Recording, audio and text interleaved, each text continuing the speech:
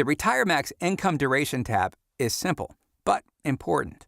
This tab is designed to illustrate how long monies would last with a specific monthly withdrawal, interest rate, and lump sum amount.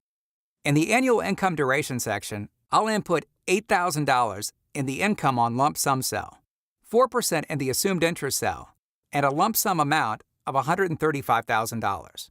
The Duration cell shows 28 years, and the Accumulation Year section illustrates a year-by-year accounting. In the Annual Income Duration section, the cell to the right, Interest on Lump Sum, is for informational purposes. If I input 5%, it will tell me what the income on the lump sum would be. This is especially helpful if the lump sum is an odd amount.